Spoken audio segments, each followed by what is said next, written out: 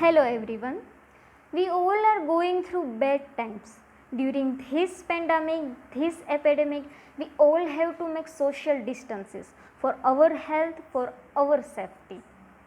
All colleges, universities, schools are closed, but we must not stop.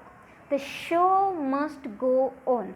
So, during this pandemic, we, the student of Department of English, have decided to celebrate this Teachers' Day virtually on the online platforms. So, on this special occasion of Teachers' Day, I am going to present a very short topic from Salman Rushdie's Imaginary Homelands. So, let's have a brief introduction about the author. A post-colonial writer, Sir Ahmad Salman Rushdie is the most controversial Indian writer. Actually, he is a British Indian novelist and essayist and a professor. He won Man Booker Prize for his work Midnight's Children. That is very famous work. He is a fierce defender of freedom of expression. He has written about the partition and partition of India Pakistan, India Bangladesh. He is very much bold in writing, a fearless, frequent critic of the US led war in Iran. He mostly wrote about historical criticism, about travel writing, about his own experience, what he have felt.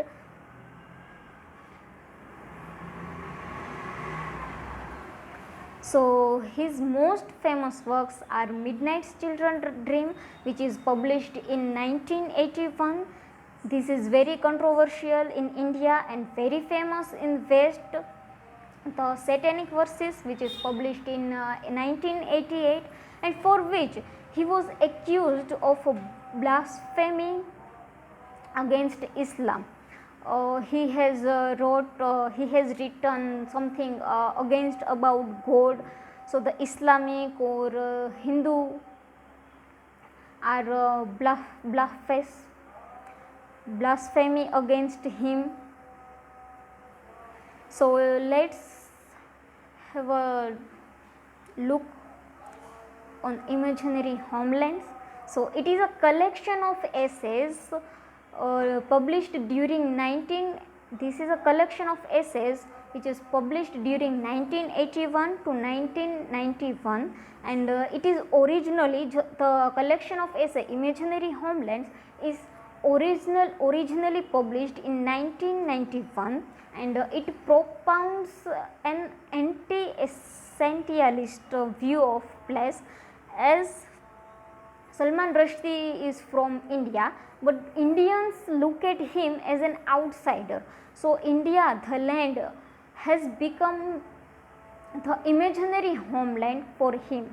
So it is the whole collection of essay is based on the experience of Rushdie and his contemporary time.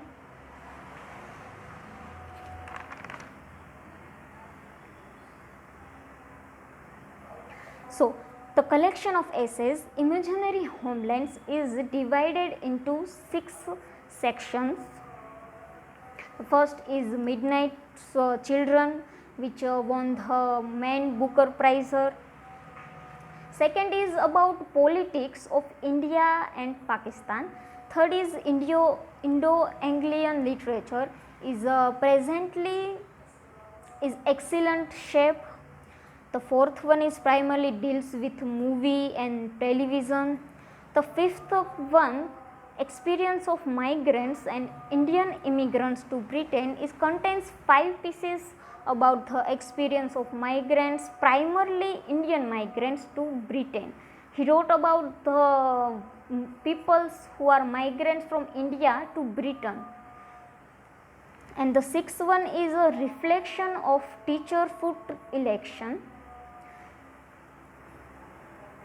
So let's know about Midnight's Children, which is published in 1981. It has won the Booker Prize and as well as also James Tate Black Memorial Prize in 1981. It deals with India's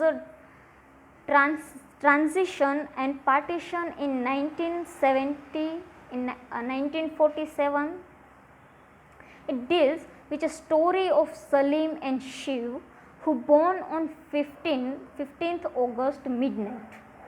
It is a good example of post-colonial study, post-modernism and a magical realistic literature. So, in his Midnight Children Dreams, I have choose the topic unrealism narration. So, errata or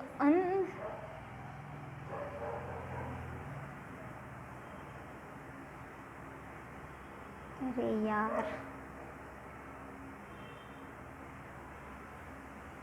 so errata, it means mistakes while printing or writing something, or unreliable narration in Midnight Children Dream.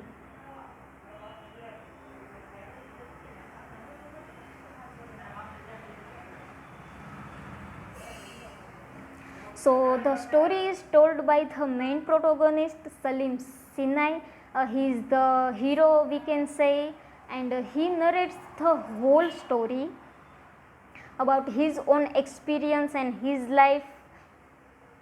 This is set in the context of actual historical events. Salim narrates the history in a very wrong way, as we can say it is very unreliable.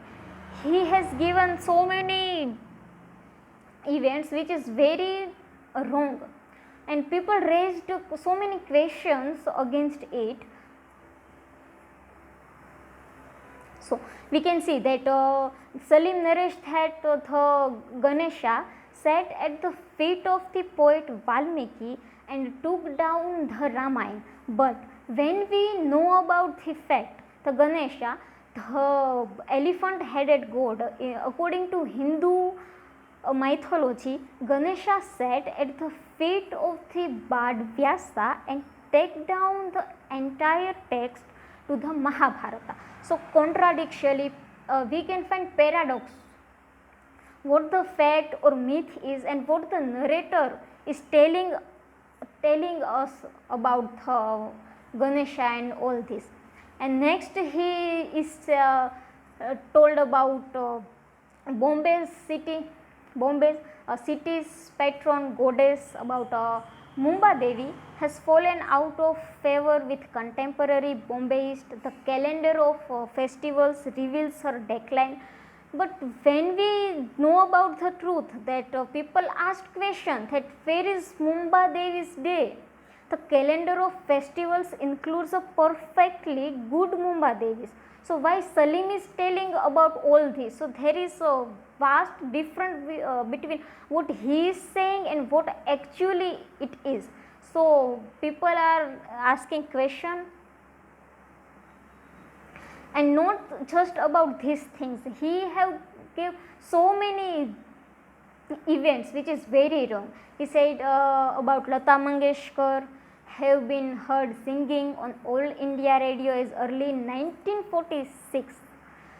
So people ask question that how could Lata Mangeshkar have been heard singing on All India Radio as early as 1946?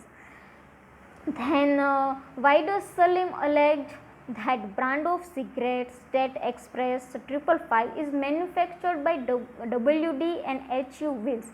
Well, it is a British tobacco company, and it is not manufactured by WD and HU Wills. Then Salim talks about Pakistani army. He have forgotten some names, and then he told about Bombay bus routes, which is very unreliable. And moving further, he talks about Amritsar. So Salim says, Dyer entered the Jallianwala Bagh compound followed by 50 white troops. So he said this, but in fact there were 50 troops, but they were not white. So this odd behavior requires an explanation by the author. that why Salim is using so many wrong assumption, wrong events, why he is telling like this. And obviously people ask question to Salman Rushdie about it, that an old gentleman told Salman Rushdie in one of his seminars that if you are going to use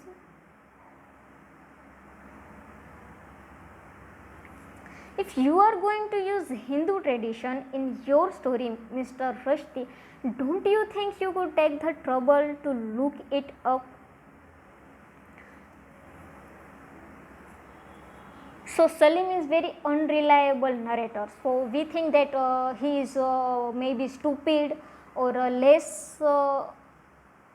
Sorry, there is a typo error.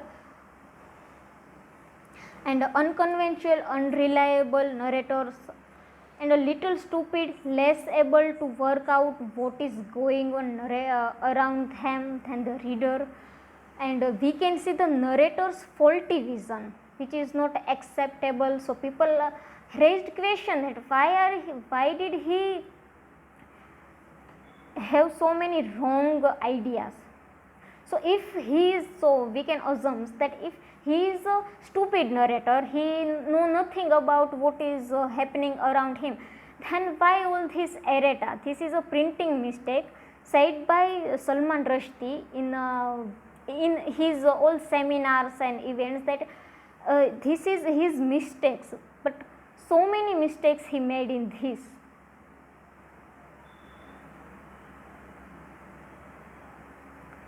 So he defends, Salman Rushdie defends his mistakes, that when I wrote the novel and wherever conflict arose between literal and remembered truth, I would favor the remembered version. It is a memory's truth.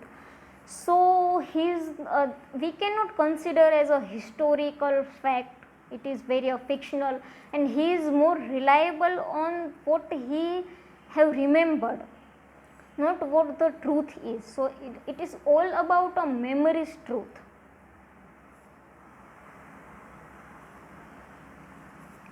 And he also said that Salim's story is not history, but it plays with historical shapes. So Salman Rushdie says that Salim's unreliable narration might be, he believed, an useful analogy for the way in which we all are everyday attempt to read the world. So this is the mistakes made by Salman Rushdie, and in his seminar he tried to give the answers that yes, he had mistakes, his character he had mistakes, but it is his memories which he forgotten. But so the Midnight Children is very controversial. Indian people raised so many questions against it, but in West it has won Man Booker Prize and it is very popular there, but in India it fails, and Salman Rushdie also believes that in India it is fails. So he says Salim's story is not a history, but it plays with the historical shapes. So all and around we cannot rely on his narrator. This is very unreliable. So many events he had presented in a very wrong way. So we can say this is about his memory lost. So thank you.